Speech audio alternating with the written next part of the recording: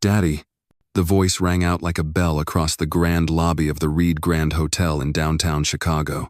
Every knife and fork paused midair, and a subtle gasp swept through the room. Heads turned almost in unison toward the source. A little black girl, no more than 5 years old, stood near the marble staircase, her curls bouncing as she ran. Her eyes sparkled with mischief and joy, and her smile was unguarded. Jonathan Reed, dressed in his usual tailored charcoal suit, froze in the middle of signing a multi-million-dollar contract. His pen hovered above the paper. The word hit him harder than any market crash. "Daddy," she called again, louder, more certain. The room held its breath. She ran straight to him and wrapped her tiny arms around his leg, looking up with an innocent grin that stretched ear to ear. "Hi, Daddy," she said brightly. Jonathan looked down, startled. Something flickered in him. Her chin, the shape of her eyes, even the small dimple that formed when she smiled, it was like looking at a faded photograph of himself, but younger and softer. And as Jonathan stood there, motionless amid the buzz of the Grand Hotel, a quiet truth settled into his heart. Sometimes, the past doesn't knock, it walks right up, smiles, and calls you, Daddy. If this story moved you, take a moment to share your thoughts in the comments below. Let us know where you're watching from, we'd love to hear from you. And if you want to follow more emotional and powerful stories like this, make sure to like this video and subscribe to the channel so you never miss what's coming next. Someone in the crowd coughed awkwardly. Others stared, whispering among themselves. But Jonathan couldn't tear his gaze away. A moment later, a voice broke the silence. "Maya, sweetheart, what are you doing?"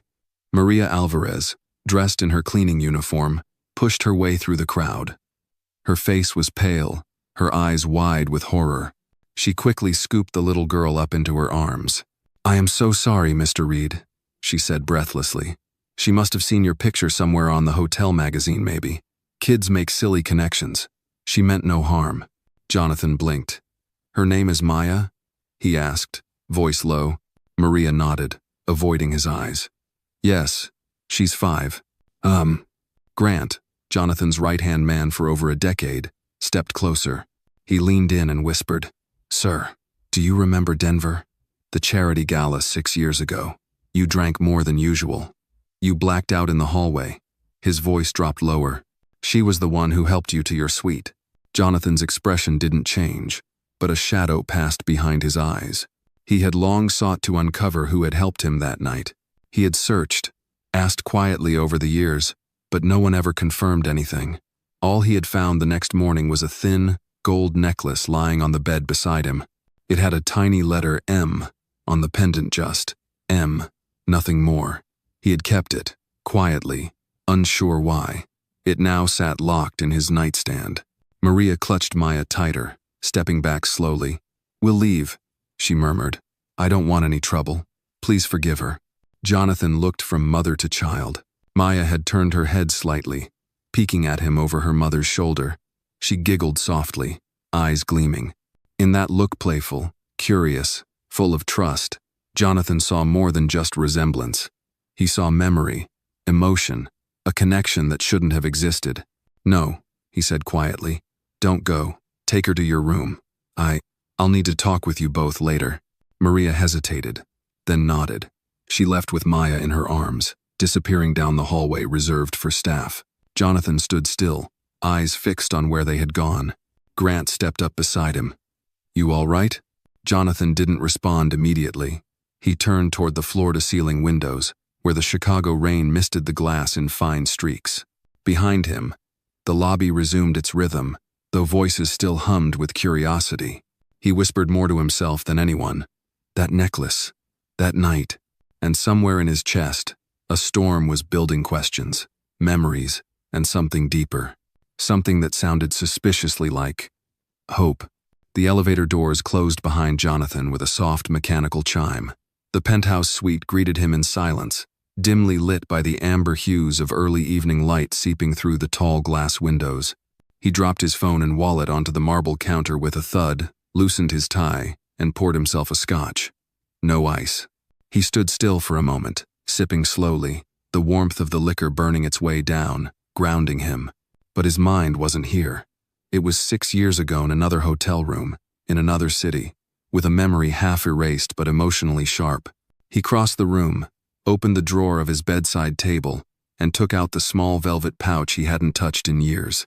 Inside, the necklace remained exactly as he remembered it, delicate gold, the pendant shaped into the cursive letter M. It looked old, handmade perhaps, certainly not store-bought. He held it in his palm for a long time. The chain still smelled faintly of lavender and something else, something that reminded him of warmth on a cold night.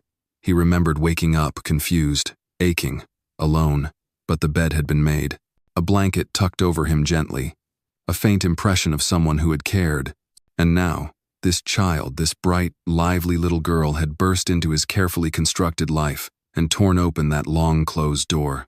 Jonathan pressed the intercom on the wall. "Grant, come up." 3 minutes later, the door opened and Grant entered, still in his crisp navy blazer, tablet in hand. "I need everything on Maria Alvarez," Jonathan said, not turning around. "Background, employment records, family, medical, whatever you can get without breaking federal law." Grant raised an eyebrow but didn't ask why. "Understood." "And Grant," Jonathan added, voice lower, "be discreet." Grant gave a single nod and left. Jonathan returned to the window, necklace still in hand. The city spread out beneath him-gridded streets lit like veins, taxis blinking in motion. For a man who had spent his entire life building control over every variable, this girl, this possibility was chaos. And yet, he didn't want it to go away. Meanwhile, in the modest staff quarters on the 6th floor, Maria sat silently at the edge of her bed. Maya had long fallen asleep, curled against her favorite stuffed giraffe, her curls pressed against the worn pillowcase as she breathed softly, unaware of the tremble in her mother's hands. Maria stared at the old photograph on the nightstand she never showed anyone. It was creased from being folded so often. In it, she was 29, standing next to a holiday display, snowflakes falling behind her. Her face glowed with the quiet hope of someone who had just survived heartbreak, who had found brief comfort in a stranger's tenderness. She'd taken the photo the morning after Denver, after putting Jonathan Reed to bed and slipping away before sunrise. She never intended to keep the necklace, but it was all she had left from that night, and when Maya had started to grow inside her, it became a symbol, a secret promise. She thought he'd never remember, that he'd never know, until today. Maria rubbed her eyes and whispered to herself, "This wasn't supposed to happen like this." The next morning, Maya skipped down the hallway outside their room, clutching her drawing pad. She had no idea what kind of storm she'd stirred. Jonathan watched her from a distance, standing just beyond the staff hall, out of sight. He studied how she moved free, light-footed, with the same bounce in her step he used to have as a child, before the business deals and boardrooms took over. She paused at a small table near the lobby window, sat down, and began to draw. He approached slowly. "Hi there," he said gently. Maya looked up, not surprised. "Hi, Daddy," she said cheerfully. Jonathan knelt beside her. "You know, I'm not really your daddy." She cocked her head, unconvinced. "Mommy says people say silly things when they're scared." He chuckled despite himself. "Your mommy's smart." Maya reached into her pad and held up a drawing. It was a sketch of a tall man in a suit standing next to a little girl holding a balloon. The words, "My dad," were written in crayon above their heads. Jonathan blinked. "That's pretty good. I draw from real life," she said, proud. Maria arrived seconds later, clearly out of breath. "Maya, I told you not to run off." Jonathan stood, calmly. "It's okay. We were just talking." Maria's eyes flickered toward the drawing in Maya's hands, and her breath caught. She looked at Jonathan, expecting accusation, discomfort, even cruelty. But he surprised her. "I still have it," he said softly. "Have what?" He reached into his coat pocket and pulled out the necklace. "This." Maria stared at it, her expression unreadable. Her hand instinctively went to her chest, where a chain used to hang years ago. She hadn't seen that necklace since that night. "I found it on my bed the morning after Denver," he said. "I never knew who left it, until now." Silence. Maria finally met his eyes. "Why didn't you say anything back then?" "I didn't know who to say it to," he replied. "I didn't even know your name." She nodded slowly, processing. Her voice trembled. "I never wanted anything from you. I swear." "I believe you," he said. Maya tugged at her mother's sleeve. "Are you mad at him?" Maria crouched to her daughter's level. "No, baby. I'm just surprised." Jonathan looked at both of them, the woman who had quietly borne the burden of the truth, and the child who had shouted it out to the world without fear. "Will you come have breakfast with me?" he asked gently. "Just the three of us. No press, no business, just pancakes." Maria hesitated, then nodded. And for the first time in years, Jonathan Reed felt something shift inside him. Not strategy, not control, but something far older. Family. The private breakfast room on the 12th floor of the Reed Grand was quiet, tucked away from the chatter and buzz of the main dining area. A table for three had been set near the tall windows overlooking the lake. The scent of maple syrup and freshly brewed coffee lingered in the air. Jonathan arrived first, wearing a simple navy sweater and jeans, far from his usual suit of armor. He stood by the window, looking out over the lakefront, rehearsing what to say, unsure how much to ask. The door opened gently. Maria walked in with Maya holding her hand, her curls bouncing, a smile stretching across her round face. Jonathan turned, offering a soft smile of his own. "Good morning." "Good morning," Maria replied carefully. She looked uncomfortable, but determined. "Hi, Daddy," Maya chirped as she ran up and gave him a quick hug. Jonathan caught himself smiling again. She had no hesitation, no doubt, just faith. He gestured toward the table. "Let's eat before the pancakes get cold." The three of them sat down. Maya began coloring on her placemat with crayons the staff had thoughtfully provided. Maria stirred her coffee quietly, still not touching the food. Jonathan studied her for a moment. She looked tired not just physically, but with the weariness of someone who had carried too much alone for too long. "Thank you for coming," he said. "I wasn't sure you would." "I wasn't either," Maria admitted. "But I figured, she deserves at least one breakfast like this." Maya looked up. "This is the best day ever." Maria smiled, then quickly hid it behind her cup. Jonathan leaned in slightly. "I need to ask something. That night, in Denver, you didn't say anything. You left." "I didn't want to complicate your life," Maria replied, voice steady. "You were drunk. I helped you to bed. That's all. I didn't expect anything. I didn't plan anything. But then I found out I was pregnant, and I couldn't find a way to tell you without it sounding like I had some kind of agenda." Jonathan's fingers tapped gently against his cup. "You never even tried?" "I wrote a letter once," Maria said quietly. "Never sent it. I saw you on the cover of Forbes and figured, why would you believe me?" He leaned back, exhaling. "You were right. I probably wouldn't have." Back then, he looked at Maya, who was now trying to balance a piece of pancake on her fork like a sword. "But now, it's different." Maria folded her hands. "So what do you want, Jonathan? Legally? Financially? Emotionally?" "I need to know." Jonathan paused. He hadn't figured that out entirely himself, but he knew one thing: he didn't want to walk away. "Not now. I want time," he said finally, "to get to know her, to understand what I missed. I don't want to take her from you. I want to be part of her world." Maria studied him carefully. "She's not a headline or a press moment." "I know," he replied. "She's a person, your daughter, maybe mine, and I need to earn the right to say that." Maria didn't respond, but she didn't push away either. After breakfast, Maya begged to show Jonathan her drawings.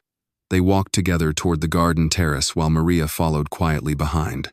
"This one is a fairy castle," Maya announced, flipping the page. "And this one is me and Mommy at the park.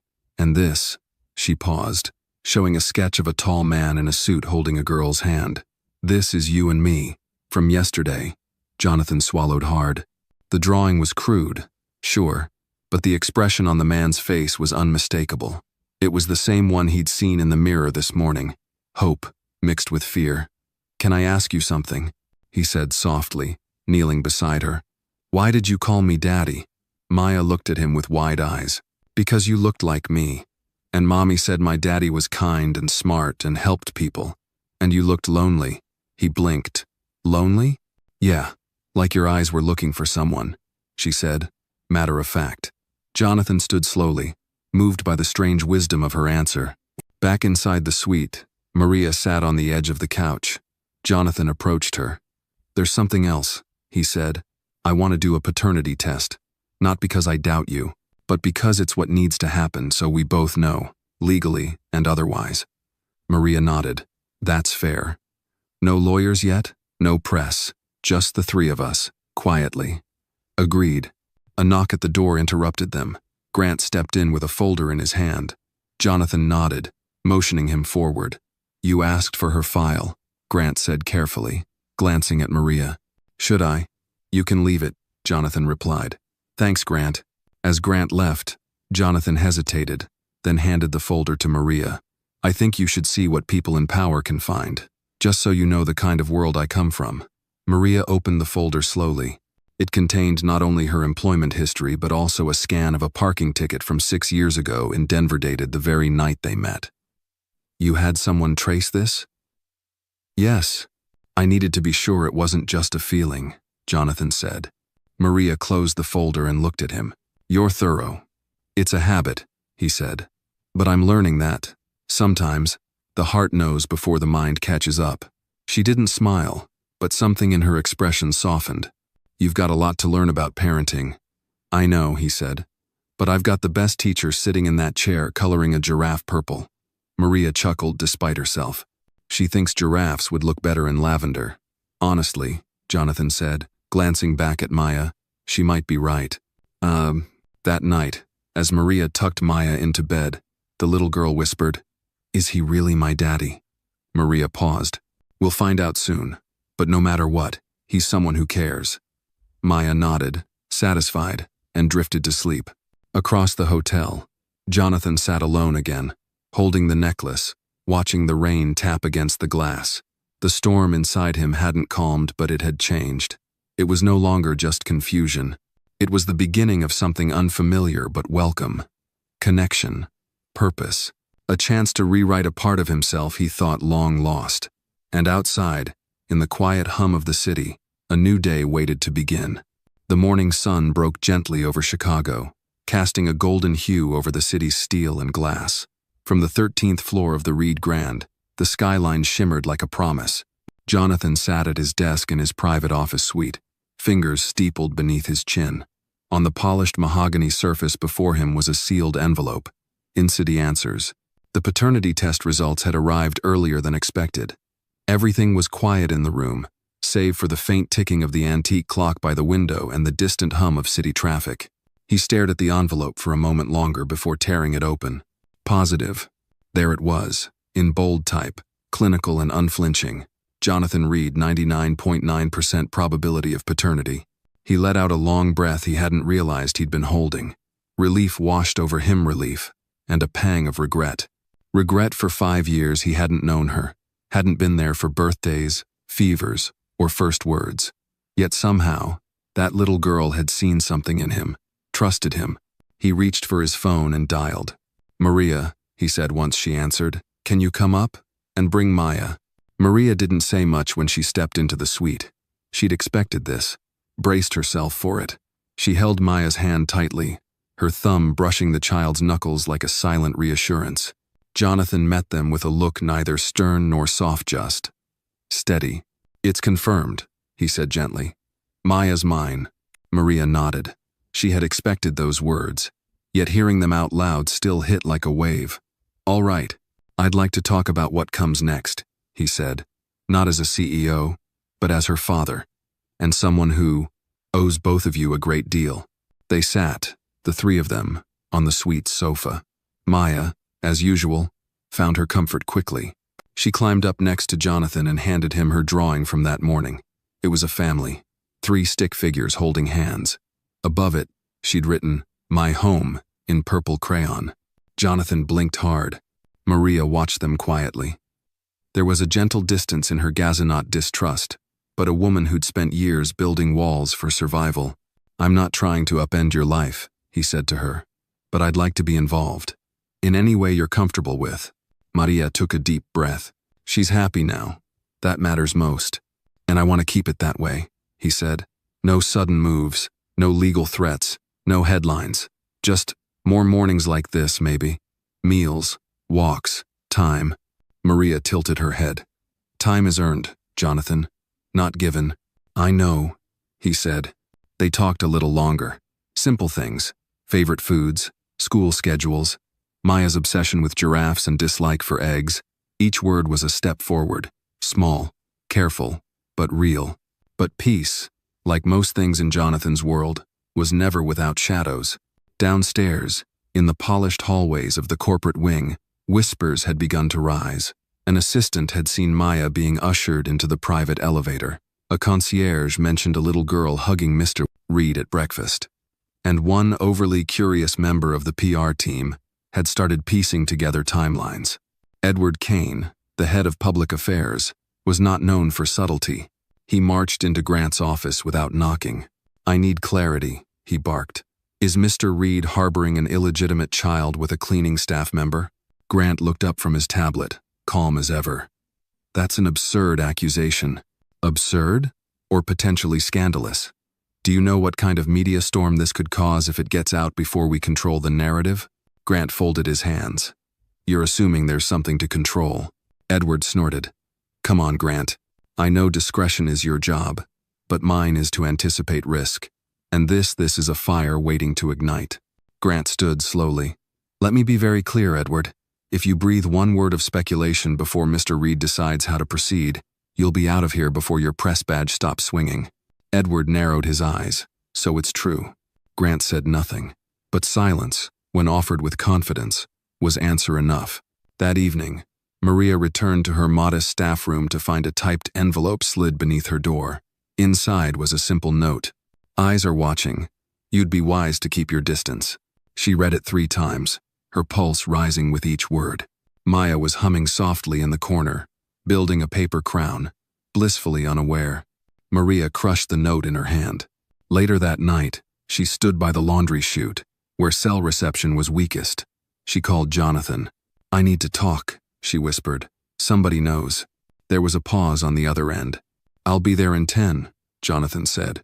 They met in the garden, under the warm halo of a street lamp. The moon hovered low over the skyline, silver and knowing. Maria handed him the note. His jaw tightened as he read. I won't let anyone threaten you, he said. This is your world, she replied. Not mine. People like me don't survive it without scars. Jonathan looked at her, really looked. She wasn't just a woman who had raised his daughter in silence. She was someone who had carried the weight of both love and fear in equal measure, and never asked for a thing in return. Then let me share the burden now, he said. You and Maya don't have to do this alone anymore. Maria hesitated. Then she nodded once. Small, but enough. Above them, the moonlight framed them like a silent witness. Below, the city moved on, unaware that something had shifted not just between 2 people, but within the quiet gears of a long-hidden truth. And somewhere in the hotel, Maya slept soundly, her paper crown resting beside her, pillow ready for a kingdom she didn't know she already ruled. The following morning, Jonathan stood at the edge of the rooftop terrace, coffee in hand, eyes locked on the glimmering Chicago skyline. The note Maria had shown him still burned in the pocket of his jacket, heavier than it should have been for a piece of paper. The city had always felt like his predictable, mapped, responsive to his moves. But now, something was off. A fracture, quiet, but undeniable. Behind him, Grant stepped out into the chill air, holding a slim folder. Security ran a check, Grant said. The envelope was typed on a standard inkjet. No fingerprints. No cameras caught the drop-off. Whoever did this knew the blind spots. Jonathan nodded without turning. Someone inside. Likely, Grant agreed, though PR hasn't leaked anything yet, but they're circling. Jonathan finally turned around, his face unreadable. Set up a meeting, just the executive team. I want to be the one to tell Thiemann my terms. Grant hesitated. Are you sure? Once it's out, you can't take it back. I'm not hiding Maya, Jonathan said firmly. Not from the board, not from the press, not from the damn world. He paused, then added, more quietly, she called me daddy, in front of everyone. And for once in my life, I didn't care who was watching. Meanwhile, Maria sat on the bench outside Maya's kindergarten class, hands clenched around her travel mug. The playground buzzed with the sound of laughter and small feet pounding the pavement. Maya, in her lavender jacket, ran in circles with two other girls, her voice floating on the wind. "Is she yours?" The question came from a woman seated beside her blonde. Expensive perfume, the kind of effortless polish Maria had always found impossible to replicate. "Yes," Maria said simply. "She's adorable," the woman smiled. "But she doesn't look like you." Maria stiffened. "That's because she looks like her father." The woman's smile didn't falter, but her eyes flickered with interest. "Ah, and is her father involved?" Maria stood. "He is now." She walked away before the conversation could stretch into something colder, uglier. At the Reed Grand, the executive conference room was filled with the usual suspects: department heads, attorneys, PR specialists. Jonathan stood at the head of the table, the same place he had commanded for nearly 2 decades. Only this time, he wasn't discussing numbers or expansions. He was about to speak as a manot, a CEO. "I'm going to be brief," he began. 5 years ago, during a company event, I had a personal encounter with a staff member. No scandal, no coercion. Just a mistake neither of us expected would lead to something lasting. The room was still, not tense, just breathless. Jonathan continued. "Her name is Maria Alvarez. She works here, and she raised a daughter on her own. That daughter, Maya, is mine."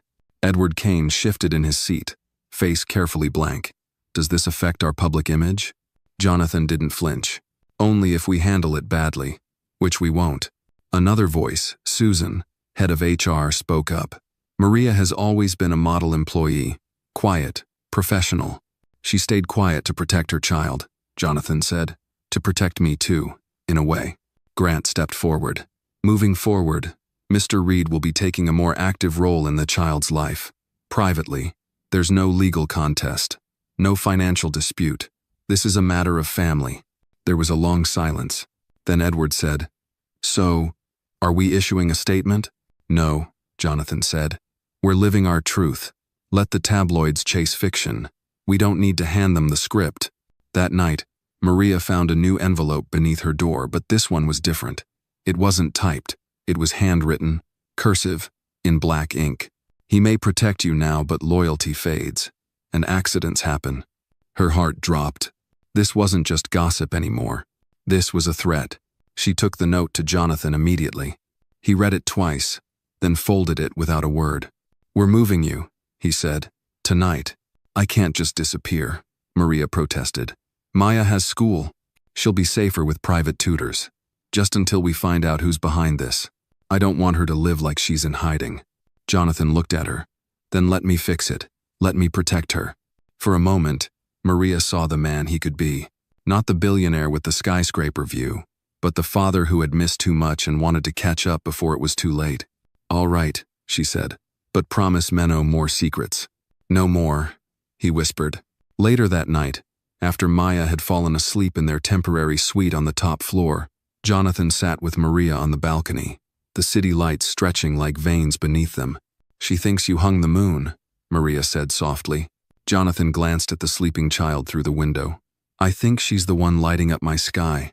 Maria chuckled, then grew serious. "You're not afraid?" "I'm terrified," Jonathan admitted. "But for once, I think that's a good thing." Maria leaned her head against the railing. "What if this doesn't work? What if the world tears this apart?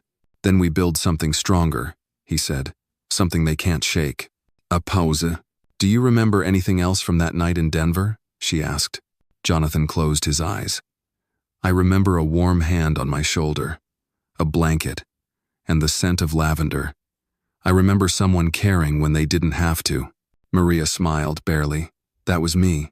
"I know that now," he whispered. And in the distance, the skyline stood steady, a silent witness to the small, fragile, and stubborn beginnings of a family not born perfect but chosen. The next morning, a gray drizzle settled over the city, cloaking the Reed Grand's windows in a silvery mist. Inside the hotel's upper executive floor, tension hung just as heavily. In a room filled with polished surfaces and muted tones, Edward Kane met with 2 men from an external firm, crisis management consultants. He paced near the window, jaw tight. "He's made this personal," he muttered. Reed thinks he can carry a scandal on the back of a family fairy tale. One of the consultants, a lean man with sharp glasses, replied, "So far, there's no leak, but the longer he stays silent publicly, the more the press speculates." Edward scoffed. "And the more they speculate, the more power that woman gains." The second man frowned. "You're not suggesting." "I'm saying we need a contingency," Edward interrupted. "If this spirals, the board needs to consider alternative leadership. Our stockholders care about stability, not sentiment." The other men exchanged glances. A silent understanding passed between them. This was no longer just a story of unexpected paternity, it was a matter of control. Meanwhile, across town, Maria and Maya sat in a warm, book-lined office filled with soft light and the scent of lemon tea. The woman across from them, Dr. Evelyn Monroe, specialized in family counseling. Jonathan had arranged the appointment without pressure, but with hope. "I just want to make sure we're all grounded," he'd told Maria. "For Maya's sake." Dr. Monroe leaned forward, her voice gentle.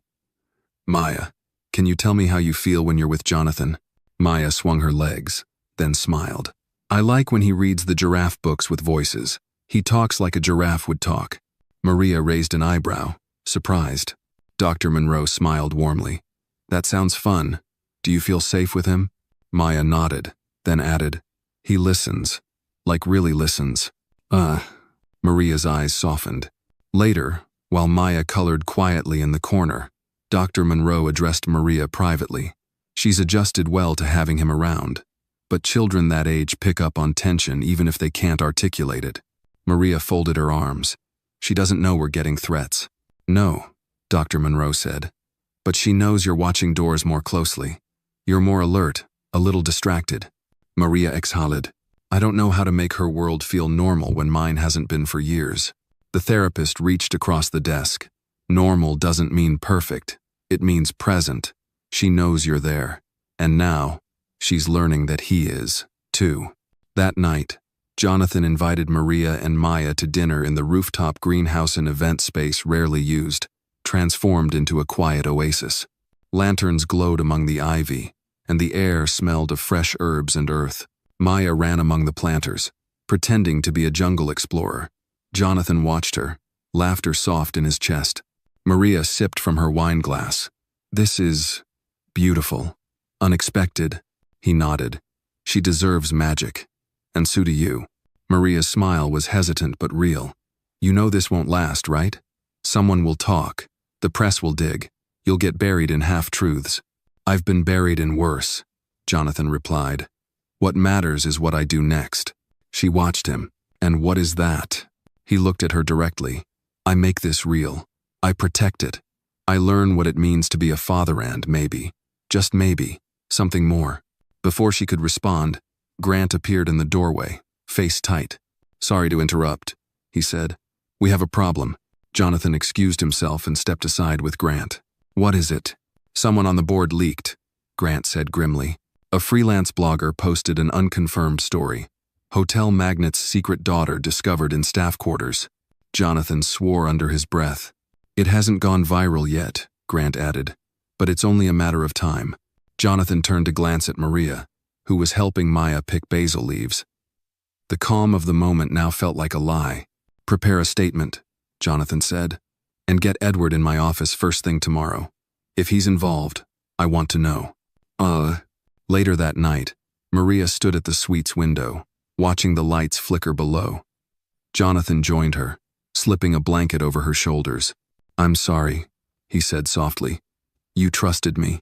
I should have seen this coming." She shook her head. "It's not your fault. People don't know how to mind their own lives. But you and Maya, you shouldn't have to live in someone else's headlines." Maria looked at him. "We've lived in shadows for 5 years. But she's not afraid. She's proud to call you Daddy. Maybe it's time the world learns why." Jonathan looked down at her hand resting on the windowsill. He gently covered it with his. "I'll handle it," he said. "But I need to know if things get worse. Will you stand with me?" She hesitated. Then, slowly, she turned her hand upward and squeezed his fingers. "I already am," she whispered. And for the first time in years, Jonathan Reed didn't feel like he was standing alone at the top of his empire. He felt like a man building something that could finally last, something rooted in more than steel and profit, something real. By sunrise, the story had reached national traction. What began as a single blog post had been picked up by 2 tabloid sites overnight. "Billionaire hotel owner has secret daughter with housekeeper," blared the headline on one. Beneath it was a grainy, zoomed-in photo of Jonathan standing with Maria and Maya near the hotel garden. It wasn't damning, not yet, but the whispers had evolved into questions, and questions demanded answers. Jonathan stared at the screen in his office, jaw tight. The blinds were drawn, lights dim. He had always known this moment might come, but not so soon and not like this. Grant stood across the desk, arms folded. "The Wall Street Journal's calling for comment," he said. "So are CBS and the Chicago Tribune." "Don't answer yet," Jonathan said. "Not until I talk to Edward." Grant nodded. "He'll be here any minute." A knock came at the door. Edward Kane stepped in, pressed, poised, as if the day's headlines hadn't implicated him at all. Jonathan didn't stand. He simply slid the tabloid printout across the desk. "You leaked this." "I did no such thing," Edward said smoothly. "Though I must admit, it was only a matter of time before someone did." Jonathan narrowed his eyes. "Don't play the innocent. That photo came from our internal system. There's only a handful of people with access." "And yet," Edward said, voice dry, "you didn't password, protect the folder." Jonathan rose slowly. "If you ever use my family, my daughter as a tool again, you'll be escorted out of this building with nothing but your desk plant." Edward smirked. "Be careful, Jonathan. The board is already nervous.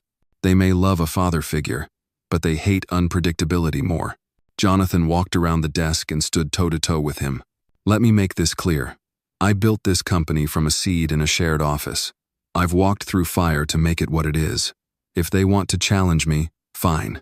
But I won't back down from being a father." Edward gave a short nod, then left. Grant closed the door behind him. "We're going to need to get ahead of this." Jonathan's shoulders fell slightly. "I know." At the suite, Maria sat on the edge of the couch, phone in hand. A friend from church had sent her a screenshot. Her name, along with Maya's, was now floating through gossip circles like a scent in the wind. She scrolled through comments, her throat tightening with each one. Gold digger.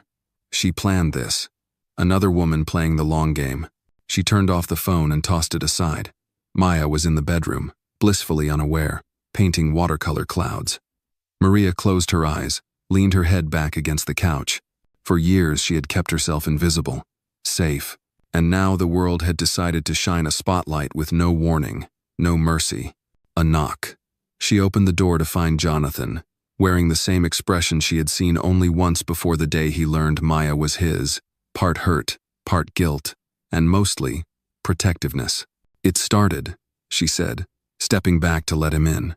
"I know," he said. "I talked to Edward. He admitted it? He was smug enough to make it clear." Maria nodded. "So what now?" Jonathan sat beside her.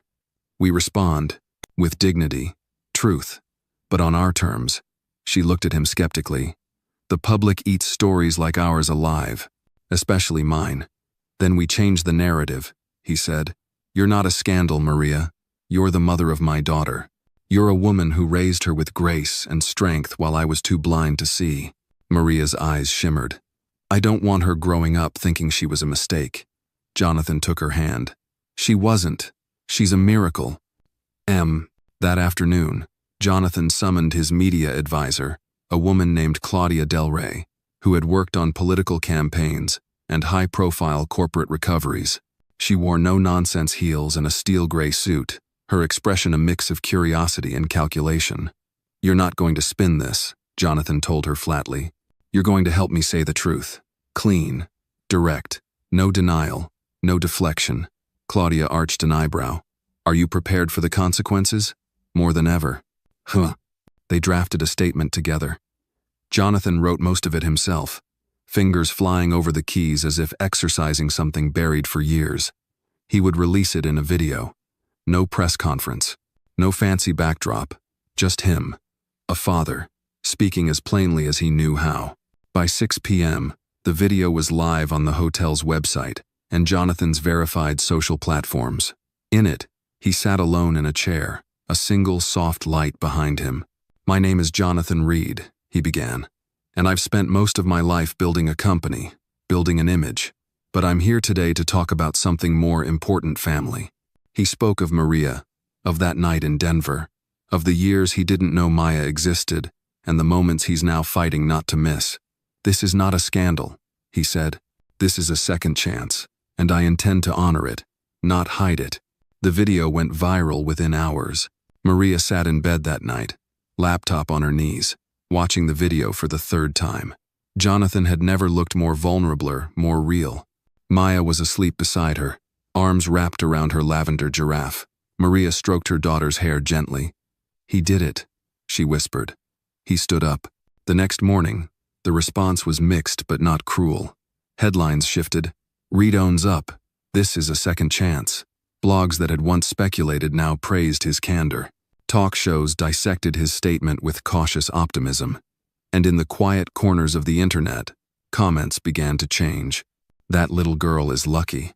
This might be the realest thing I've seen from a billionaire." Even Edward, sitting behind his desk, had to admit the tide had turned. But in the shadowy parts of the company places, even Grant hadn't mapped someone watched from a distance. A former partner, a silent investor, someone who hadn't liked Jonathan's rise or his new vulnerabilities. "Now we know where to press," he muttered to himself, folding the printed transcript of the video. The story wasn't over. It was just getting started. It was just past midnight when the call came through. Grant, still in his office, answered on the first ring. The voice on the other end was low, almost mechanical. "Check account activity on internal server C Delta." Something was downloaded and scrubbed an hour after Reed's video went live. Before Grant could respond, the line went dead. He immediately alerted the tech security team and began pulling logs himself. Meanwhile, Jonathan stood by the floor-to-ceiling windows in his penthouse suite, staring out at the glimmering skyline. Maria sat behind him on the couch, legs tucked under her, silently watching the shadows in the room shift with each passing car light. "It's strange," she finally said, her voice soft. "I expected worse." "You mean the public reaction?" he asked without turning. "Yes, I thought they'd tear us apart." Jonathan finally looked back. "They still might, but if they do, at least it'll be the truth they're reacting to, not some version they made up." Maria nodded slowly. She held a letter in her lap, a handwritten one she hadn't yet shown him. It had arrived hours ago, left at the concierge desk in an unmarked envelope. She unfolded it now. "The fall always begins when the crown slips. You may think you're a queen, but you're just another piece in his empire. We haven't forgotten." Maria didn't need to ask who "we" was. She suspected this had less to do with scandal and more to do with something older, something buried deep in Jonathan's past business dealings. "I got another message," she finally said, holding the note out to him. Jonathan took it, reading it under the soft lamplight. His jaw tightened. "This isn't about you anymore," he said. "It never really was." "Then who is it about?" Maria asked. Jonathan was quiet for a long moment. Then, "There was someone. Back in the early days. I thought I left him behind." The next morning, Grant stood in the server room, surrounded by techs. The file scrubbed was labeled Denver 17, one of them said. It was an archived security camera pull from the hotel gala that year. Grant's brows furrowed. How did it get back on the server? No idea. But someone accessed it using a mirrored credential. Looks like they were inside the system for less than 4 minutes. Grant made a note. Find out what else they touched, and alert legal. He walked out, dialing Jonathan. In the hotel's main kitchen, Maya stood on a stool, flour on her cheeks, helping the pastry chef press cookie cutters into the dough. Maria watched from the doorway, smiling despite the tired circles under her eyes. The small Joyce, the warm smells, her daughter's giggle, the feel of calm routine felt like a kind of rebellion against the chaos outside. Jonathan entered a moment later, phone still in hand. He glanced at Maria, then gently pulled her aside. "We have a problem." She followed him into the staff lounge. "They accessed footage from Denver. The night we met," he said. Maria's heart thudded. "Why?" "I don't know. But someone wants to twist it. Maybe make it look like something it wasn't." "It wasn't anything scandalous," she said firmly. "I took care of you, that's all." "I know." he replied. But in the wrong hands, even kindness can be weaponized. Later that day, Grant received a package delivered to the executive office. No return address. Inside was a USB drive and a note. Let's see what your legacy is really worth. Grant plugged the drive into a secure terminal. On it was a heavily edited, time-stamped video. It showed Jonathan clearly intoxicated, slumping into Maria's arms in a dim hallway. The angles made it seem intimate, misleading. At the end of the clip, a text overlay appeared. She was a maid, he was a king. Guess who ends up blamed? Grant immediately called Jonathan. They're preparing a narrative. They want to discredit you, make it look like coercion. Jonathan's voice was sharp. We'll release the original footage. All of it. Are you sure? It's not flattering. You're stumbling. Slurring. I'd rather show I was drunk than let them imply something sinister happened. Grant exhaled. All right. I'll work on the release strategy. By nightfall, the original footage was uploaded on the official hotel YouTube page with a statement. This is the unedited truth. No coercion, no scandal. Just a man, broken by a hard year, and a woman who showed kindness when no one else would. Maria's name was never spoken, but her presence was clear. The public began to rally behind them again. Comments flooded in. She helped him. That's not scandal, that's grace. Why do we tear down women for doing the right thing? Reed's lucky. Most men in his position would bury this. In a downtown bar, a man watched the video in silence. He was older, grayer now, with deep-set eyes and a knuckle tattoo of a chess piece. He sipped his whiskey and smiled. So he wants to play fair, he muttered. Let's see how long that lasts. He slid a photo out of his coat pocket at younger Jonathan, standing beside him outside a construction site 15 years ago. Old debts, unpaid loyalties, and a long memory. The man folded the photo back into his pocket. The crown always slips eventually, he said to no one. And somewhere, far above the city, Jonathan stood at the window again, unaware that the man from his past had just taken the first step out of the shadows. The following week moved like a slow storm calm in moments, but always heavy with the threat of lightning. Jonathan's video had turned public opinion partially in his favor, but it had also made him a larger target. Every movement he made now was watched, dissected. His investors were splitsome, moved by his vulnerability, others unnerved by it. He could feel the walls of corporate civility tightening like a noose. Grant entered the boardroom one morning holding a thin folder. We've traced the USB, he said without preamble. It was mailed from Detroit. The store used a fake name, cash payment, but the handwriting on the envelope matched a known alias. Jonathan looked up, waiting. Grant continued. Name's Owen Madsen. You might remember him as your first partner back when you were still renting office space in South Loop. Jonathan leaned back slowly. The name hit him like a cold gust of memory. Owen, he said. He was supposed to be in Texas.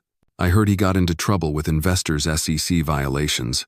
Apparently he's back, Grant said. And watching. Jonathan exhaled. He was always looking for leverage. Always needed a hook into someone else's success. Maria entered then, holding Maya's hand. The girl ran toward Jonathan with a painting in her hands, giraffes again, this time in a hotel lobby. Look, she said proudly. That's you. And that's Mommy. And I'm the boss now. Jonathan smiled, crouching to her level. You've got the best office in town. Maria watched the interaction silently, warmth in her eyes, but a crease between her brows. She handed Jonathan her phone. Someone left a message on my voicemail. No number. Listen. She pressed play. A man's voice, deep and mocking. You think he's changed. You think he's clean. Ask him about the early days, about who he left behind. The message cut out there. Jonathan stiffened. He's trying to get in your head now. He already is, Maria said. I need to know if there's something you're not telling me, Jonathan. He looked at her, jaw clenched, then said, he was there when we started the first build. We were young, hungry, and reckless. Owen wanted quick wins, shortcuts. He cut corners, took bribes. When I found out, I reported him to the board and cut ties. He lost everything, swore I betrayed him. So now he's trying to ruin your second chance, Maria said. Jonathan nodded. Maria's gaze didn't waver. And ours. That evening, Jonathan called a private meeting with his legal team. Inside the soundproof conference room, The atmosphere was thick with strategy. "Owen won't stop," Jonathan said. "He's not interested in exposure, he wants chaos." One of the attorneys, a sharp-eyed woman named Lizette, nodded. "You have two options. Wait for him to make a public move, or sue for defamation and bring him into the light first." Grant added, "If you sue, you force him to respond, but you also make it a bigger story. The press will run with billionaire Sue's former partner over secret child scandal." Jonathan looked over at a photo of Maya on his desk, her crayon drawing still pinned beside it. "I don't care about the headlines," he said. "I care about protecting her." Lizette nodded. "Then we build a case. And fast." The next day, Maya stayed home. Maria didn't want her going to school with photographers beginning to show up across the street. Instead, they spent the morning baking muffins in the staff kitchen, away from the main lobby. Maya, flour-covered and humming, seemed immune to the tension, but Maria wasn't. She stared out the window, phone in hand, watching a man in a blue cap pacing across the street. Jonathan entered a few minutes later, bringing in takeout bags. "I thought we'd try the new place on Clark," he said, then paused. "Everything okay?" Maria pointed to the street. "That man's been there for over an hour. He's watching, not filming, not leaving." Jonathan glanced through the blinds. "I'll have Grant pull the security footage. We'll figure out who he is." Maria reached out, touching his arm. "You said Owen used to be your friend." "He was," Jonathan said quietly. "And I think that's what makes him dangerous." Later that afternoon, Jonathan stood in the main ballroom of the hotel, preparing for a fundraising event that had been planned long before any of this erupted. The theme was legacy and leadership, a cruel irony given his current position. He adjusted his cufflinks, glancing at his reflection in the grand mirrors. For the first time in weeks, he felt the weight of everything not as a burden but as armor. He wasn't hiding anymore. When he stepped onto the small stage to open the evening, the room hushed. Hundreds of guests, colleagues, donors, watched him. "Some of you may know me as a builder," he began, "of hotels, of brands, of teams, but recently, I've been learning how to build something far more difficult, a family." The crowd listened, not with skepticism, but with interest. He continued, "Legacy isn't just what we leave behind, it's what we fight for in the present. Sometimes, what we protect against the odds." A smattering of applause began. Then more. Maria watched from the back, arms around Maya. She could see the change in him, his voice steadier, his eyes clearer. He wasn't just defending his life now. He was rebuilding it in real time. Outside, in a darkened alley behind the hotel, Owen leaned against a car. His face was shadowed, but the glint in his eye was unmistakable. Next to him stood the man from the street blue cap, sharp smile. "He's playing the family man," Owen said, lighting a cigarette. "Let him," the other man asked. "You still want the old files?" Owen nodded.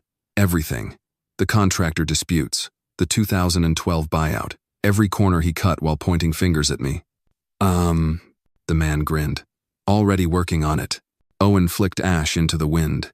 "He thinks this is about a child, about a woman. It's not. It's about what was stolen, and what I'm taking back."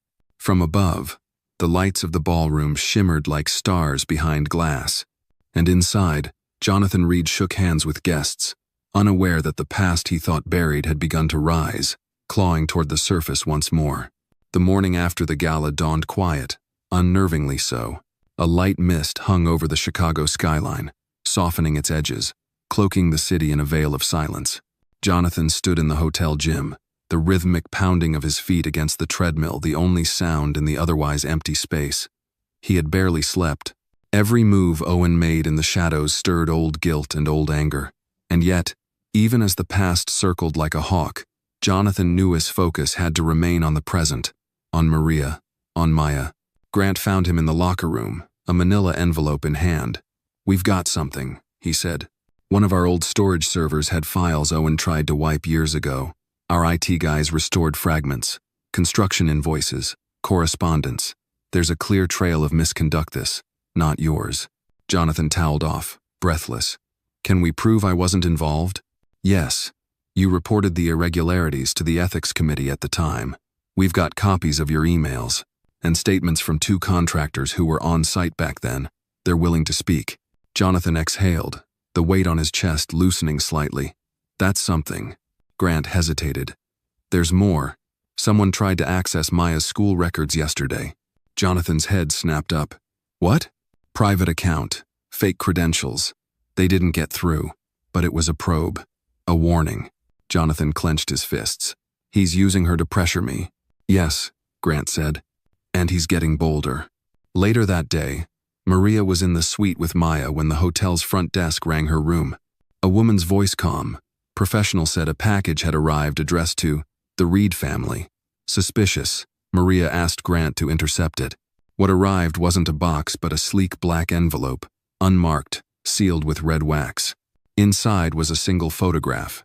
Maria, standing beside a 10-year-old Jonathan Reed on a construction site decades ago, something impossible. She stared at it, confused, until she turned it over. On the back, a scrawl of handwriting. You think you know him. He's lied before. Grant examined it closely. That's not you. It's someone who looks like you, maybe a relative. But why send it now? Maria's fingers trembled slightly. They want me to doubt him. They want me to pull away. Grant nodded. Divide and conquer. Jonathan arrived minutes later. He looked at the photo, then at Maria. That's not you. That's... He paused, brow furrowed. That's Corinne Alvarez. She worked summers on site. She was... Your cousin, wasn't she? Maria's face changed, memory rushing in. Corinne. She died in a car accident years ago. We lost touch after she moved. Grant made a quick note. That explains the resemblance. But it means Owen's been digging deep through family, through decades. Jonathan looked at Maria. He's trying to poison this, but I won't let him. Ugh. She studied him for a long beat, then reached out and gripped his hand. Neither will I.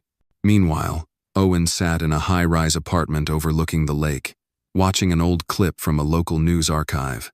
A younger Jonathan, all ambition and charm, spoke about building an empire, with integrity and vision.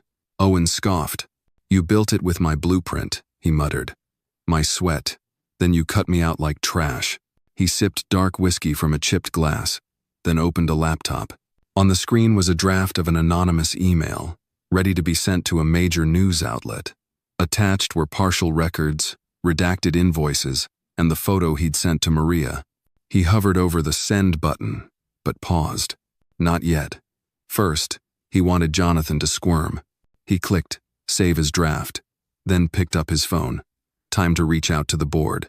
That evening, Jonathan met with Claudia, the media advisor, in his office. She held a folder labeled, Preemptive Strike. I think we need to go on the offense, she said. Schedule a sit-down with a trusted journalist, one who won't sensationalize it. We lay everything out, Owen, the threats, the old business fallout. You clear the air before he clouds it. Jonathan nodded slowly. It has to be someone with integrity, someone Middle America will believe. Claudia smiled.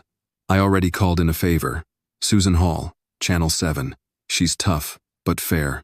Set it up, Jonathan said, and tell her, nothing's off limits.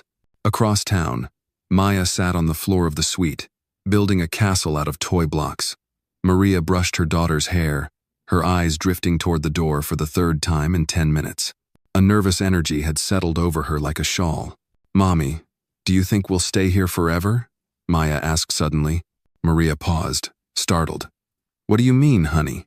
I heard one of the ladies say this isn't a real home, Maya said. That it's just a hotel. Maria wrapped her arms around Maya. Home isn't where you are. It's who you're with. And right now, we're with people who love us. Maya leaned into her, content. But Maria's heart raced. The pressure was growing, not just on Jonathan but on them all. Later that night, Jonathan sat alone on the rooftop, looking out at the city that both crowned and cursed him. His phone buzzed. A message from an unknown number. You can't fix what you broke, John. But you can still lose more. Much more. He stared at the screen, then deleted the message without responding. Behind him, Maria stepped onto the rooftop. She walked over, sat beside him, silent for a moment. You're not alone, she finally said. He nodded. I don't want to lose her. Either of you.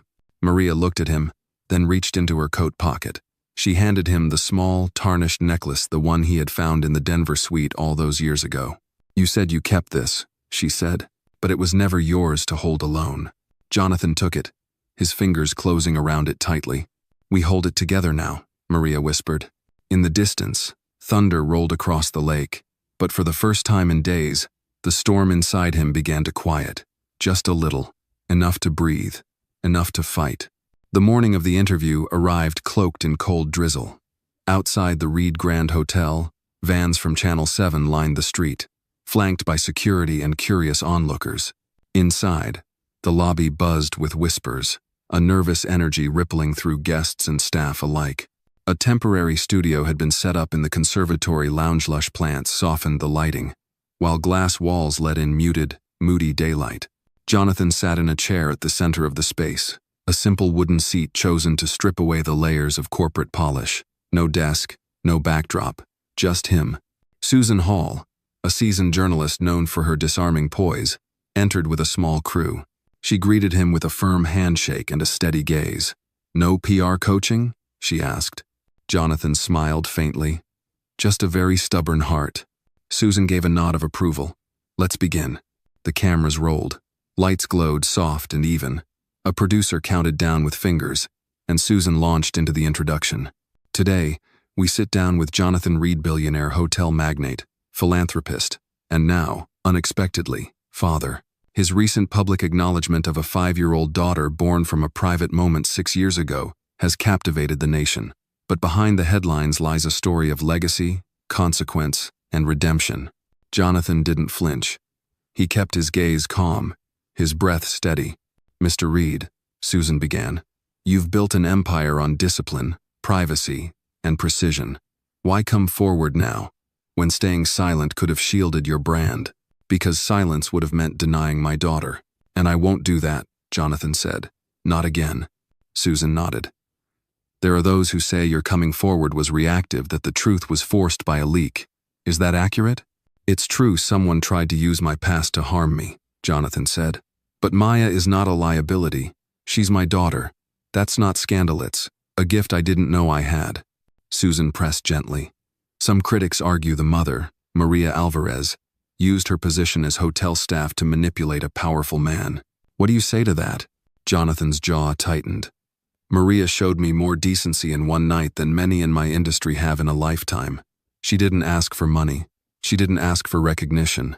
She raised Maya with love and dignity, completely on her own. She's the bravest person I know." Susan's eyes softened. "You've also received threats. Anonymous messages, private investigators digging through your past. Can you confirm those are linked to a former associate named Owen Madsen?" Jonathan hesitated, then nodded. "Yes, he was once a partner. I exposed him for financial misconduct years ago. He blames me for his fall. Now he's trying to use my daughter, my family, as pawns in some twisted revenge." "And your response?"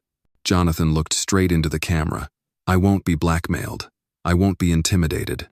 And I won't let my daughter grow up in the shadow of fear. That ends now." Susan leaned in slightly. "Is this, in some ways, your reckoning?" Jonathan's voice was quiet. "It's my becoming." The interview ended. The lights dimmed. The cameras shut down. Susan rose and offered her hand again. "You meant every word," she said. "That will matter." "I hope so," Jonathan replied. Back in the suite, Maria watched the interview unfold live with Maya curled up beside her. The little girl had insisted on wearing her smart sweater for the occasion, as if somehow her outfit could help her father through the screen. When Jonathan said, "She's not a scandal, she's a gift," Maria felt her breath catch. Maya looked up. "Mommy, he said me." "Yes, baby," Maria whispered. "He meant every word." The interview went viral within hours. News anchors replayed clips with open admiration. Social media, for once, tilted toward empathy. Even public figure authors, actors, single parents retweeted the video, calling it a masterclass in vulnerability and accountability. But not everyone applauded. Owen Madsen watched from a private club, swirling a drink in his hand, his expression unreadable. A television in the corner showed the interview on loop. "That was a nice speech," said the man beside him. "Too nice." Owen's smile was slow. It's always the speeches that come before the fall. He pulled out a small flash drive and slid it across the table. Send this to the board anonymously. They'll know what to do. What's on it? The man asked. Owen's eyes gleamed. Enough to remind them who really built the foundation of Reed Enterprises and what it cost. That evening, Jonathan and Maria sat on the balcony of their suite. Maya had fallen asleep on the couch, crayon drawings still clutched in her small hands. Maria passed Jonathan a glass of wine. You did well today. He took it, sipped. It wasn't a performance. It was a confession. She leaned into his side, and it was received. He wrapped an arm around her. I keep thinking about what comes next. Not just for the company, but for us. For her. Maria was quiet for a long moment. She needs stability, and so do we. But if Owen keeps pushing, Jonathan's phone buzzed. An email. He checked it. His eyes narrowed. Maria noticed. What is it? He turned the phone so she could read the subject line. Urgent. Board to convene. Emergency session. Subject. Leadership review. He lowered the phone slowly. Owen just played his hand. Maria's breath caught. They're coming for your chair? Jonathan nodded. Tomorrow. For a moment, neither of them spoke. The city lights glittered below, beautiful and uncaring. Then Maria took his hand. Then tomorrow, we fight. Not for control, but for truth. Jonathan turned to her. And for her. He glanced toward the sleeping form of their daughter, the only real legacy that ever mattered. And deep in his chest, beyond the business armor and the polished charm, a resolve took root fierce, immovable. Whatever came next, he wouldn't face it alone. The morning sun rose cold and indifferent as Jonathan walked through the marbled halls of Reed Grand toward the executive boardroom. His tailored suit fit like armor, and every click of his polished shoes echoed determination. Behind him, Grant followed closely, holding a black leather folder filled with prepared statements, timelines, and receipts the truth in ink and paper. Inside the boardroom, the air was chilled not by temperature but by tension. 12 seats were filled, each by a figure of influence and old money. At the head of the table, Chairman Wesley, a stoic man in his 70s, adjusted his glasses and nodded at Jonathan as he entered, but there was no warmth in the gesture. Mr. Reed, Wesley began, his voice calm and precise. This emergency session has been convened to address matters of leadership stability, fiduciary conduct, and reputational risk. Your recent public disclosures, while personally compelling, have raised concerns about the future of Reed Enterprises. Jonathan sat. I understand. Beside Wesley sat Elaine Draper, one of the oldest board members and a silent ally of Owen's, though she never declared it. It is not about morality, she said sharply. It is about perception. We're not just building hotels, we're building trust. Jonathan met her gaze. Then let's talk about trust. Grant handed out folders to each board member. These documents detail the misconduct of Mr. Owen Madsen, dating back to the founding years. Embezzlement, undisclosed partnerships, attempts to sabotage internal audits. Jonathan continued. I exposed him. I did the right thing. And now, he's retaliating by attacking my family, my integrity, and this company. Wesley flipped through the pages, pausing on a red-marked invoice. This was buried. Yes, Jonathan said, because at the time, I thought protecting the brand meant protecting silence. That was a mistake. I've spent the last 6 years trying to do better, not just as a CEO, but as a man. Another board member, a woman named Rena Howard, leaned forward. And this child, Maya, you confirm she is your daughter? Jonathan didn't hesitate. Yes, she is. And her mother was a hotel employee, Elaine interjected. That brings legal and ethical complications. Jonathan leaned forward. Maria Alvarez is a woman who helped me in a moment of weakness, expecting nothing in return. She's raised Maya with strength and grace, never asking for a penny from me. If you see that as a complication, you're not looking at people, you're looking at headlines. A silence fell over the room. Wesley closed his folder. This board is tasked with safeguarding legacy. Your personal affairs have become inseparable from the company's identity. I know, Jonathan said, and I believe that's why I must remain in this chair. Because legacy isn't just about profits. It's about courage, responsibility, Ownership. I'm owning every part of my story. Can any of you say the same? No one answered. After a pause, Wesley spoke. We will deliberate in private. You'll be informed of our decision by noon. Jonathan rose. Thank you for your time. Outside the boardroom, Maria waited with Maya in a quiet lounge. The girl sat on a couch, coloring peacefully, unaware of the weight her existence now carried in executive hands. Maria stood as Jonathan approached. How did it go? She asked. They listened, he said. That's all I could ask for. She nodded, taking his hand. Whatever they decide, we stand, he said, finishing her sentence. At exactly 11:58 a.m., Jonathan received the call. Wesley's voice was measured. The board has voted, he said. 7 in favor of your continued leadership, 5 against. Jonathan exhaled, relief coursing through him like warmth in winter. Thank you. Don't thank us, Wesley replied. Just lead. The relief was short-lived. That afternoon, news broke of another leak. A heavily edited audio file was posted online. Jonathan's voice, taken from years ago, during a heated exchange with Owen. In it, he said the words, I'll bury this if it means protecting what we've built. No one needs to know. Taken out of context, the phrase sounded damning. Social media erupted. What was buried? Was he hiding more than a child? Reed built his empire on secrets. Jonathan paced his office as Grant confirmed the file's release. It was Owen. Had to be. Most likely, Grant said. But the timing is brutal. Right after the vote. Claudia stormed in next, phone in hand. I'm fielding dozens of press requests. We need a statement now. Maria entered then, her face pale. It's trending, she said. People are spinning it, saying you manipulated the board, that the vote was rigged. Jonathan stopped. Then slowly, he walked to his desk, opened the bottom drawer, and pulled out a small recorder, his private archive.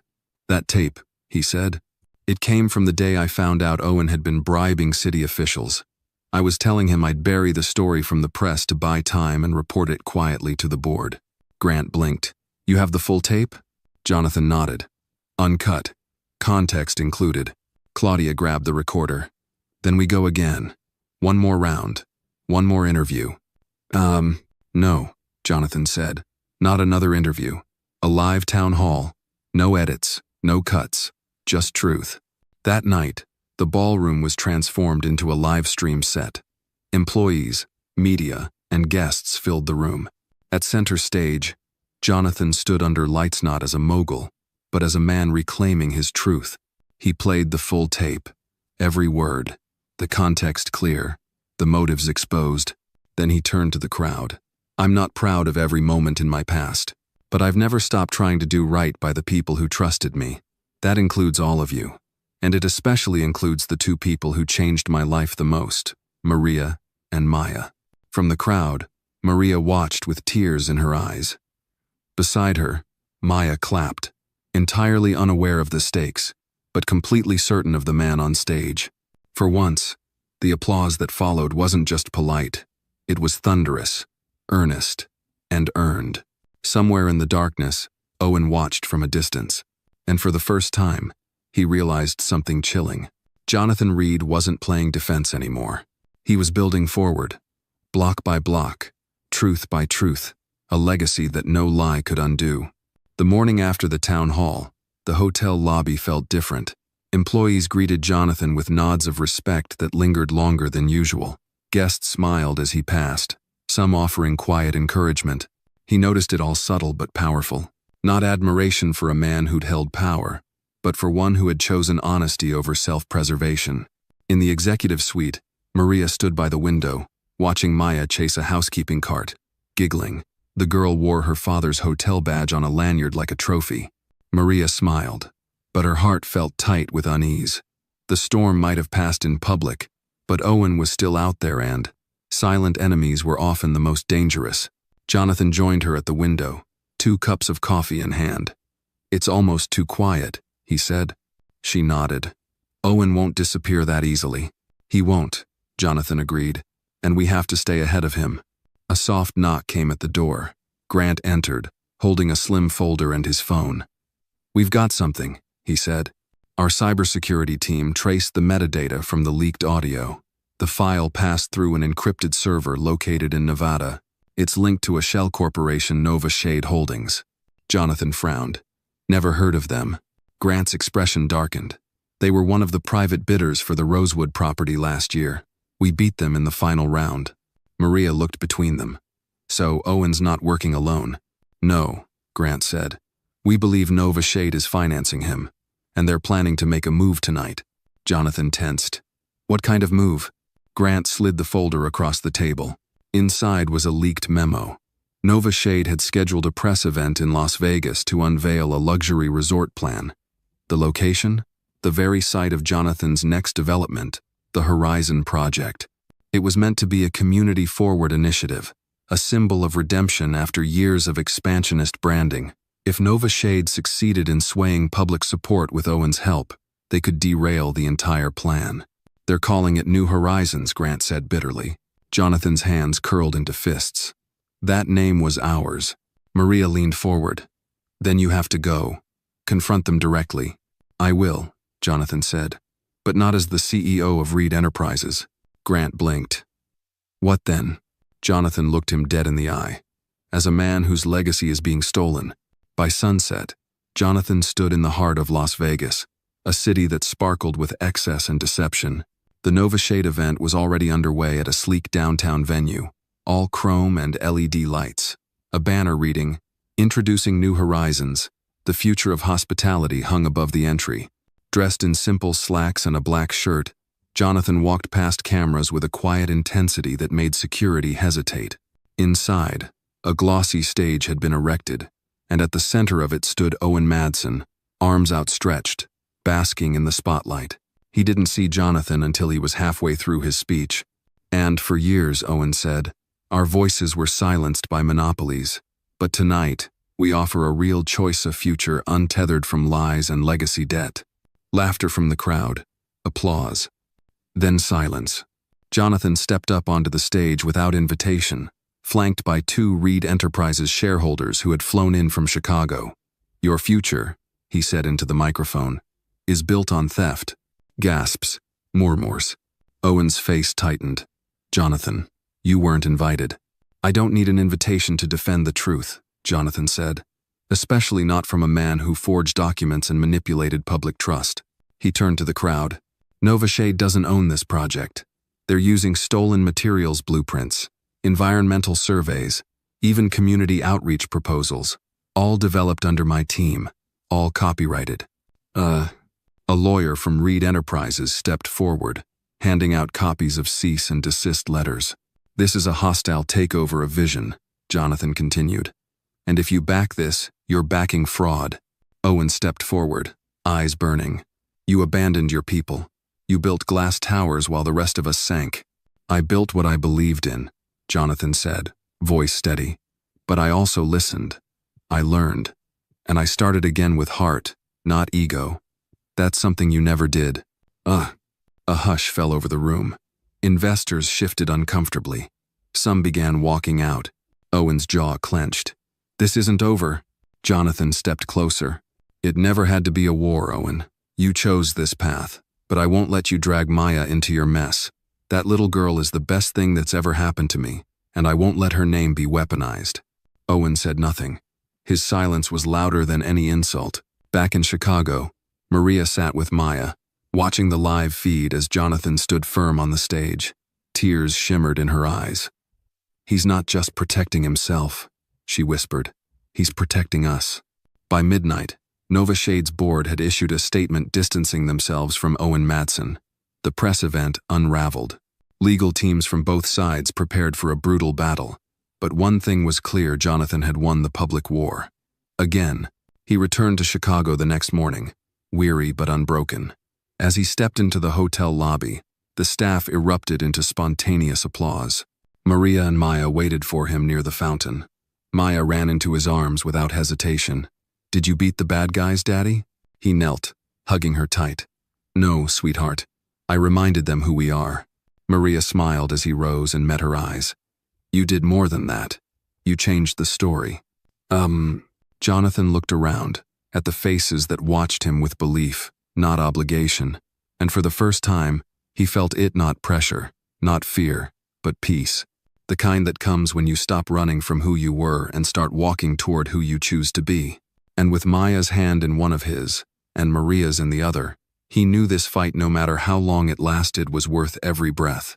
2 days after the Las Vegas confrontation, Chicago bathed in a strange kind of autumn sunlight, golden but cold. Inside the Reed Grand Hotel, the lobby returned to its quiet rhythm. Guests came and went, employees smiled politely, and the tension that had once hovered like smog began to lift. But for Jonathan, peace was still a visitor, not a resident. He stood in his office, overlooking Michigan Avenue, reviewing contracts for the Horizon Project's relaunch. Every dotted line now required extra scrutiny, every signature double-checked. Owen's sabotage had taught him never to mistake progress for permanence. Maria entered quietly, holding a padded envelope.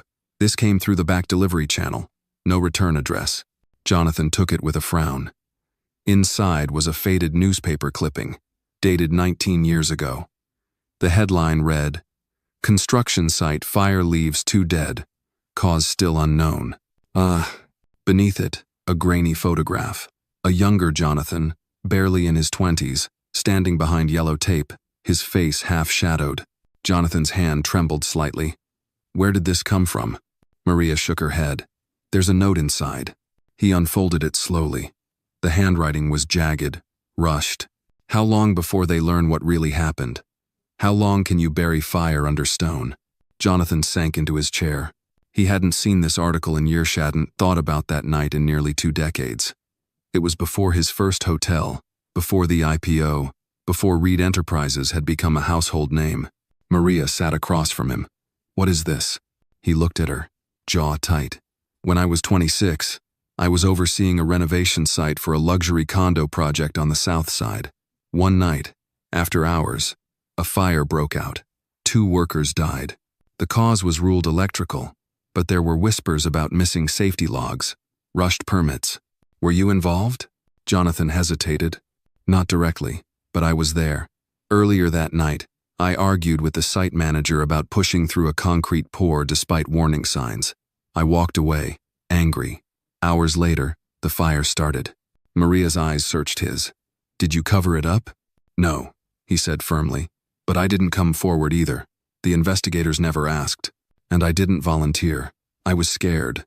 Young. I told myself it wouldn't matter." "But it does," Maria said softly. "Someone wants to use it now." Jonathan nodded, voice low. "Owen knows. He's digging deeper.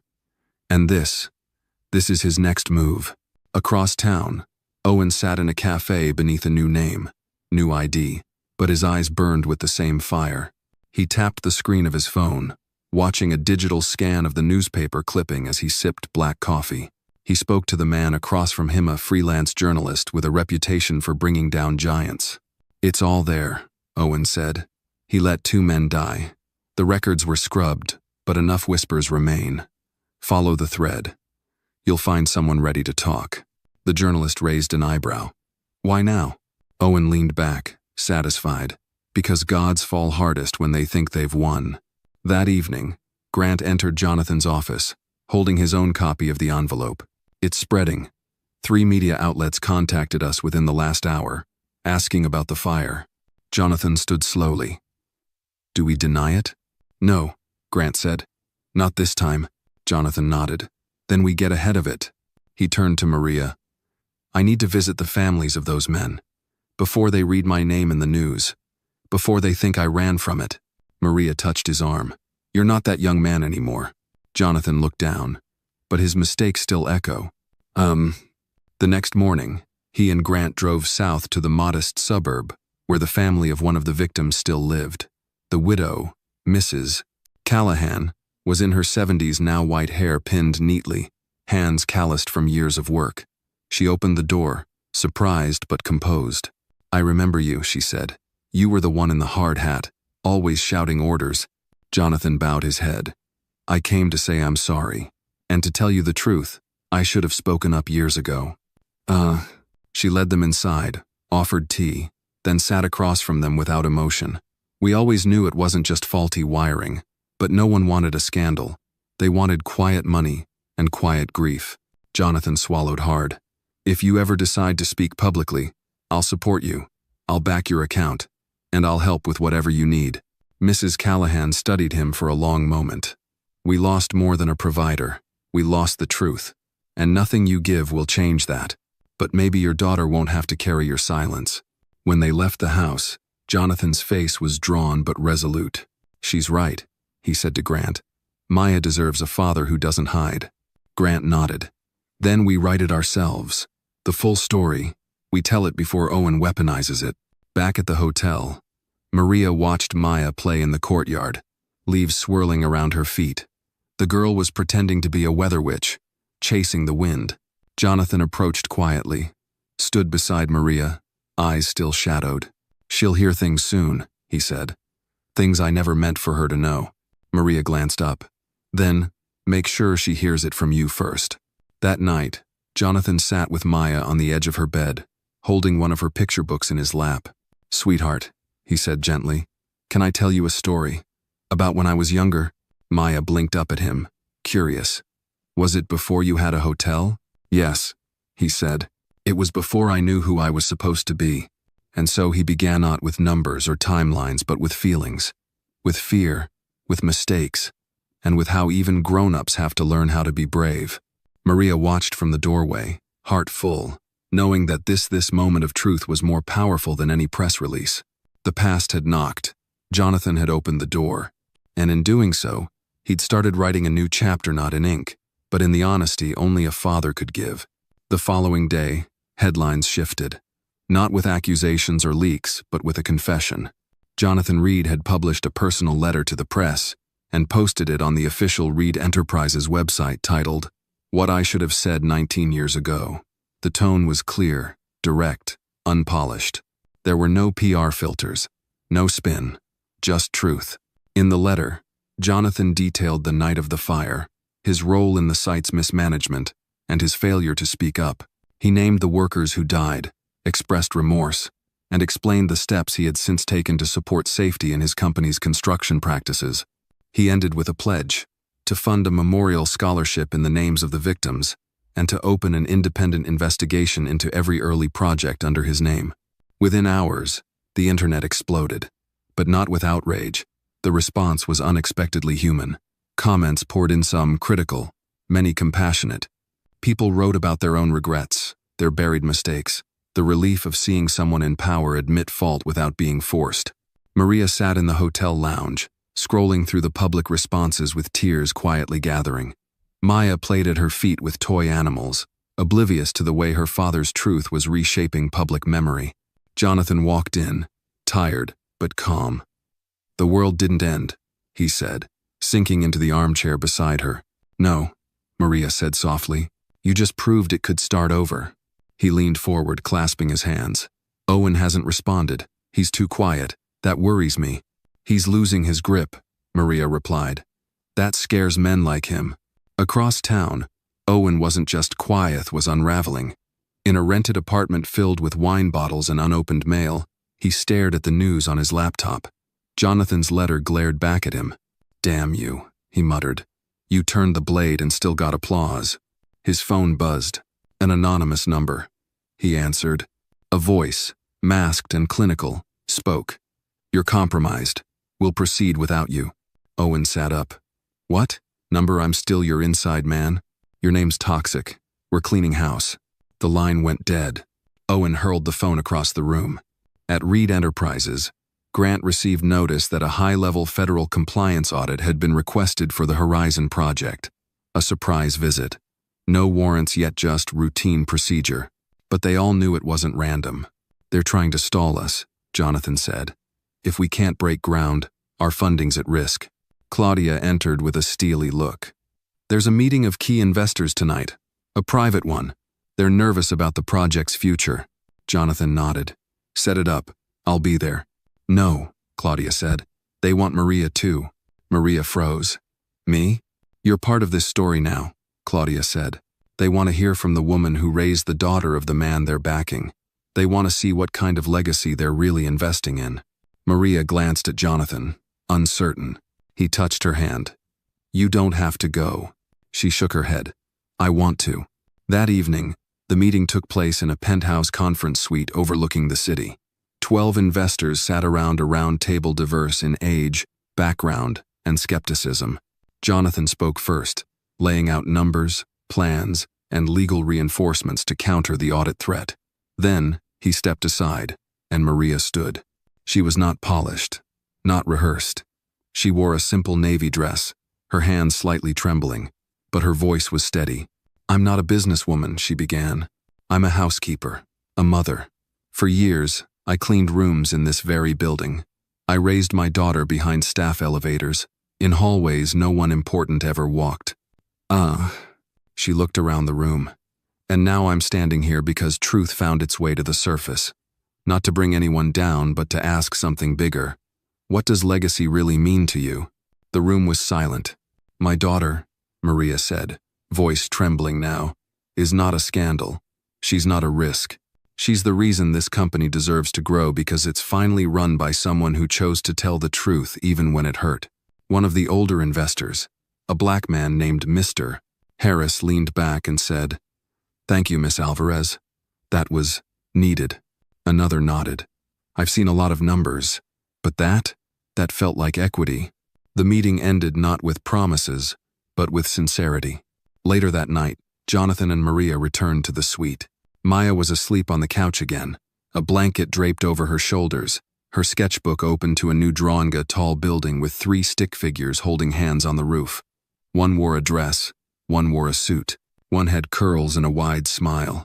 Jonathan knelt beside the sketch. "She's telling our story." Maria joined him. "She sees things we're just learning to believe." They sat on the floor, watching her breathe. Outside, the city pulsed with light and noise. But inside, something rare had taken root: quiet certainty. Owen would likely strike again. The audits would continue. But truth had momentum now. And love, quiet, steady, deeply earned, was becoming their strongest defense. Morning arrived in Chicago with low clouds and a soft drizzle. But inside the Reed Grand, light streamed through the conservatory lounge. Jonathan stood beside the tall windows, cups of hot chocolate on the table. Maya and Grant played tic-tac-toe on the floor, laughter echoing. Across the room, Maria watched quietly, warmth in her eyes. For a moment, despite the ongoing challenges, they felt anchored together. The board had returned early from their retreat. Horizon Project funding was reinstated, audit flagged as routine but with oversight. Investors had spoken. When truth binds leadership, trust can rebuild faster than profit margins. That evening's unity was more than symbolic, it was tactical. Jonathan cleared his throat. "Everyone should know, my dad always said, buildings don't matter if the people within them don't feel safe. Today, we start again." He pushed a stack of papers toward Grant. "Let's draft the safety protocol site, by-site reviews, third-party inspectors, family visits to project sites. I want Maria there." Grant nodded. "Already on it." Maya skidded toward Maria. "Mommy, look." She held up her sketch. A playground atop a building, kids running, Jonathan waving. Maria smiled. "That's our horizon, sweetheart." Jonathan caught Haley smiling and took her hand. "She's dreaming bigger than we are." Maria touched her daughter's curls. "That's good." A week later, the family attended a community groundbreaking for Horizon Phase 1, held at a former brownfield near Lake Michigan. Neighbors, local leaders, school teachers, and families gathered under a bright tent. A banner read "Horizon, a future built together." Jonathan spoke first. He wore jeans and a blue blazer, deliberately casual. "This isn't just a building, it's a promise to create homes, spaces, opportunity, and to do it with transparency. We invite the families of those lost in past accidents to join our journey. We build in their honor." Maria stood with Maya by his side. After the speech, Julia Callahan, widow of the first worker Jonathan, apologized to step to the podium. When a man admits his wrongs and works to right them, that's bravery. That's what we're celebrating today. The crowd cheered. Maria squeezed Jonathan's hand. Afterward, children chased bubbles near the construction site, while volunteers handed out modest boxed lunches. Maria served cookies in the community tent. Maya helped pass them out. Jonathan toured the site, wearing a hard hat and hugging neighbors. Owen's sabotage had turned into opportunity. The board, the community, the staff, they saw the man behind the empire. And he was present, visible, rooted. Later that afternoon, Jonathan led Maria and Maya into a small on-site trailer now reframed as the Horizon home. He opened the door. Inside, small couches, colored prints on walls, a photo of Maya in construction boots. A soft lamp glowed in the corner. Maya gasped. "Daddy made me a clubhouse." Maria hugged Jonathan. "It's beautiful. So every time someone walks in," he said gently to Maria, "they'll see why we do this." Maria looked at the photo. "You turned apology into action." He kissed her forehead. But that evening, in Owen's secret den, cameras captured his reaction. He watched Julia's speech. His face darkened. "No," he whispered. "This isn't about you, Reed." He ripped a piece of paper. Internal memo, environmental assessment, accelerated review. If he builds integrity faster than I can tear it, I'll lose everything. He grabbed a pen and scrawled, Stage 2. On the desk lay the Nova Shade plan map to arrival site 3 miles north. He pressed, send. That night, back at the hotel, Maria tucked Maya into bed. The girl looked out at the city lights. "Daddy's building a playground in the sky," she whispered. Maria kissed her forehead. "The ground, baby. On the ground." Maya yawned. "Still sky high." Closing the door, Maria found Jonathan waiting outside. Her eyes were soft, but cautious. He hugged her. "Did we do okay?" he asked. "We did more than okay," she said. "We built trust." But her voice faltered. "Owen isn't done." He nodded. "I know." Over the next days, Ivan, a well-liked brownfield specialist, visited each Horizon site. Whispers spread quickly. People saw smiles instead of boardrooms, hope instead of paperwork.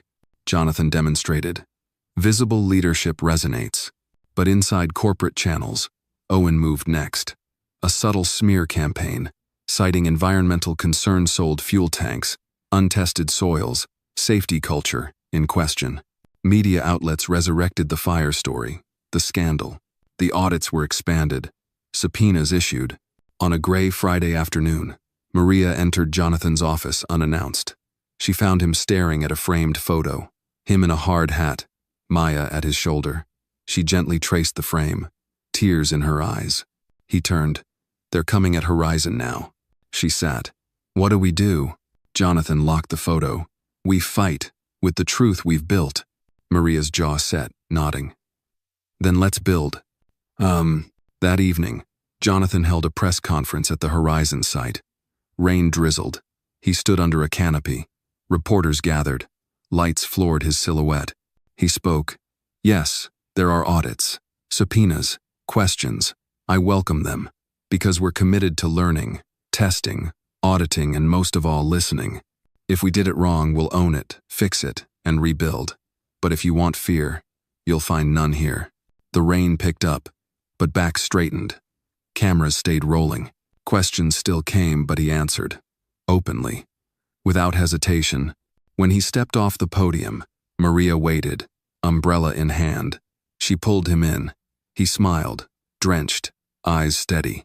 "Our legacy," she whispered, "is worth the storm." He pressed her hand. "We'll build in the rain if we have to." That night, back in their suite, Maya slept between them. The rain tapped gently.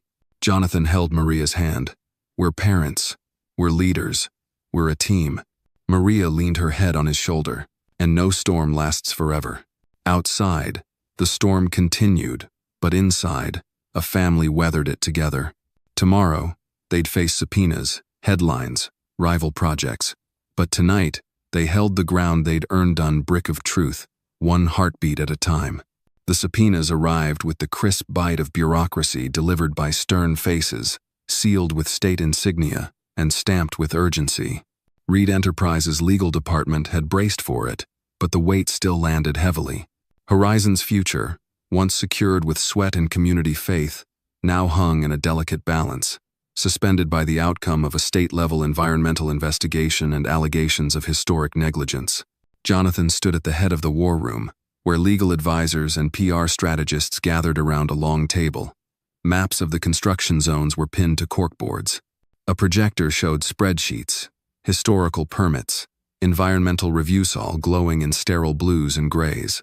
Maria sat beside him, holding a file of her own letters from Horizon's future tenants, most of them single mothers, veterans, or retirees who'd believed in the project. Jonathan spoke calmly. "We cooperate fully. No stalling, no shielding. If there's even a hairline crack in our past compliance, I want it exposed and addressed. No cover-ups." Grant cleared his throat. "We've traced the audit's origin. It didn't come from the usual agencies. It was pushed from a private report Nova Shade's Environmental Consulting Division." Jonathan clenched his jaw. "Owen." "Yes," Grant confirmed. "He's trying to make the people doubt what they already believe." Maria leaned forward. "Then we show them the truth again. In person." That afternoon, Jonathan and Maria made a quiet visit to the Lakeview Community Center, where Horizon's future tenants had begun organizing. Dozens of families gathered in a circle of folding chairs, faces worn by work but lit by hope. A young man with a veteran's pin on his collar stood first. "We heard about the subpoenas," he said. "They trying to shut this down?" Jonathan met his eyes. "They're trying to slow it, distract us, but they're not stopping it, and I won't either." A woman with 2 children nodded. "You showed up when no one else did. That means something. We're not walking away." Maria opened her folder, passing out photocopies of their letters. "Each of you is the reason we fight. We'll publish these stories. We'll put faces behind the project." That night, social media lit up with images of those families. Videos of Maria speaking, her voice clear and determined, were shared thousands of times. News anchors called her the quiet conscience behind Horizon. Public sentiment surged again, not just in support of Jonathan, but for the community standing with him. Owen watched from his penthouse suite in silence. The smear campaign wasn't sticking. His legal allies were pulling back. And now, even Nova Shade had gone quiet, unwilling to tie themselves to what was starting to look like a personal vendetta. He paced. The only thing left was leverage. He opened an old folder inside, a copy of Maria's employment file from 5 years ago. There, tucked in the margins, was the security report from the night of Jonathan's infamous drunken collapse. A camera log. A note. One line stood out. "Housekeeper Maria Alvarez assisted subject to his room at 2:14 a.m. Surveillance footage corrupted." He smiled. Back in Chicago, Maria sat at her small kitchen table, flipping through Maya's art folder. But something in her mind itched. A memory faint, blurred by time and fear. The night 6 years ago. The hallway. Jonathan collapsing into her arms. The necklace he wore. She had never spoken of it. Never explained why she helped him. She just had, quietly, without asking for thanks, or fearing what might follow. But now, with the project under siege, and Owen unpredictable, she felt something inside her, shifting. She opened her drawer and pulled out an old envelope. Inside it, still wrapped in tissue, was a necklace with a small eagle emblem. Jonathan's. She had found it on the hotel bed after putting him to sleep. She had meant to return it, but life, fear, and pride had delayed her. She brought it to Jonathan that night. He turned the necklace over in his hand, eyes softening. "I forgot I ever lost this." She looked at him. "That night, I never told anyone. I didn't want you to think I expected something. I didn't even think we'd ever meet again." He touched her hand. "You protected me, when I didn't even know I needed it." She hesitated. "Owen may have that report. If he spins it, if he twists it." Jonathan's voice grew calm. "Then we get ahead of him, just like last time." The next morning, Maria and Jonathan appeared in a pre-recorded interview aired nationwide. It was raw, intimate. They told their story: the hotel, the coincidence, the truth of Maya's birth. There was no scandal, only humanity. And when Maria revealed the necklace, Jonathan took it and placed it around Maya's neck on camera. "She is the best thing that's ever happened to me," he said. "Not because of power or image, but because she reminded me who I could still become." The interview exploded across media. Viewers praised the candor. Headlines called it the redemption of a legacy. Owen's final play had failed before it was made. By week's end, the state cleared Horizon of wrongdoing.